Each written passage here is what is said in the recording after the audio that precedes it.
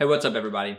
Today I'm going to tell you don't take tax advice from anyone who's not a tax professional. That sounds obvious, I think, but it happens all the time, right? So I had a specific example in mind, but I'm going to run through actually multiple examples. Now, this is dangerous, and this is probably why my videos always end up a little bit longer than what I hoped they would be or what I thought they could be, is because I don't typically work from a script. A lot of times it's stuff that I've thought about a lot over the years or recently, and I just kind of get out here and spit it out. So every now and then I'll have notes or something, but I rarely have a script, which is why it probably ends up being longer because I tend to over-explain things. Maybe that's helpful. Anyway, let's get back to the point. Don't take tax advice from someone who's not a tax professional, right? It seems obvious, but people do it every day. People come in. My neighbor said blah, blah, blah, blah.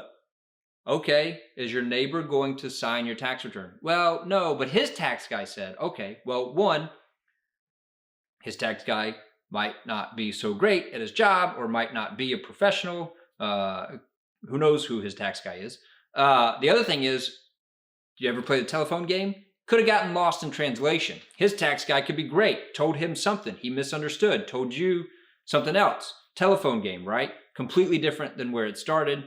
Don't take tax advice from your neighbor unless, I give my neighbors tax advice. I'm a CPA.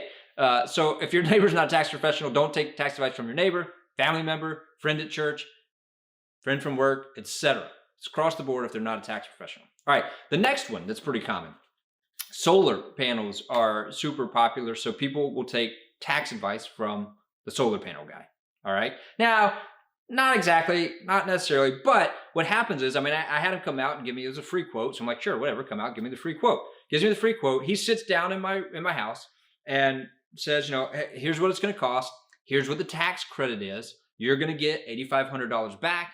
You turn around, you put that $8,500 down on the loan, and that means your payment is X. Now, if you keep the $8,500 and don't put the down payment on it, your payment is Y, which is higher than X. So maybe it's $100 different per month, all right? Now, you're sitting there going like, great, I get a tax credit. He said I'm going to get $8,500 back, and then I'm going to put that down on the loan. My monthly payment's going to be $100 less a month, all right? Don't take tax advice from your solar panel guy, all right? Now, I know you don't feel like you're taking tax advice, but you are. I have clients who, for various reasons, their taxable income or their income tax liability isn't high enough to absorb that tax credit, right? So in order to get $8,500 of a tax credit, in this particular case, it's a non-refundable tax credit. There's a difference between refundable and non-refundable. You have to have the income tax liability to utilize the credit. So I have clients who thought they were going to get back $8,000, but their income tax liability is not high enough, and the $8,000 credit just gets carried over into the future. So they got their normal refund, but they didn't get $8,500 more like they thought they were going to get, so they couldn't make the payment. So their bill is now $100 more a month than what they thought it was going to be, because they kind of took tax advice from their solar panel guy instead of reaching out and saying, hey, thinking about doing solar panels, this guy's says that I can do this. Is that right? How's it going to work? Because it's true. What he told you is true. You will qualify for that tax credit, but you may not be able to take advantage of it because of your specific situation.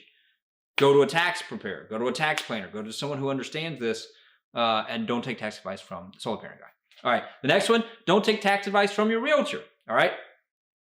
I hope that there are some realtors watching this. I love you, it's great. Tell people about the benefits. If there's solar panel guys out there watching this, right? Tell people about the benefits, but please just qualify it with, look, there are, everyone's situation is unique. You qualify for this tax credit, but you need to reach out to a tax professional to make sure you can benefit from it, okay? Same with my realtor friends. Look, talk to people all about the benefits of home ownership. There's a lot that fall outside of taxes, all right? There's a few, home mortgage interest and property taxes, that are within taxes, all right? There may be some other things that kind of touch on the tax side thing, or if people are thinking about buying rental property and you start talking about the tax benefits of that, all right? Please share the benefits, but qualify it. Say, look, I understand these things, but also everyone's situation is unique.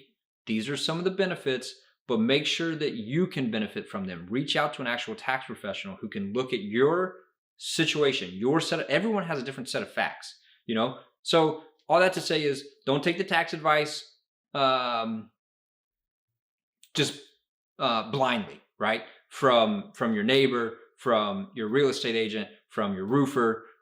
Just qualify it and say, look, here's the benefits that I know exist. Please go reach out to someone who can help you understand if you can benefit from it.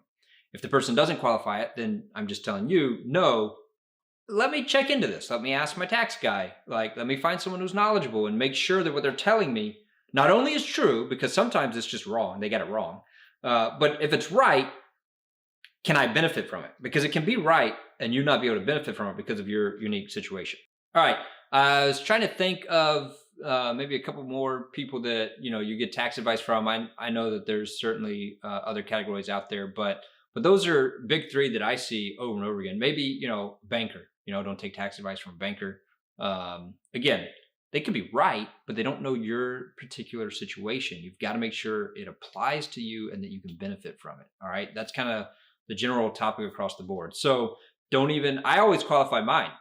I mean, don't even take just lock, stock, and bold statements from even a tax preparer, right? Like maybe your neighbor is a CPA and he says, "Oh yeah, you can do this." Well, again, if he's knowledgeable in what he's talking about, he's probably right. The other guys could have been right too. A lot of times they're right about what they're saying, but when I'm talking to a neighbor, I go, "Oh yeah, this is what's typical, but I don't know your particular income level. I don't know the other stuff you got going around this. Like everything is pretty unique to the individual a lot of times. So, yes, this is kind of the thought. You're right, but I can't say for sure unless I actually see your tax picture and what's going on." So I always qualify even my own by saying that. My name is Brad with Wooten CPA. My goal is to bring peace to your finance and tax responsibilities. Please subscribe to the channel, hit the bell so you're notified when the new videos come out. Thank you for watching.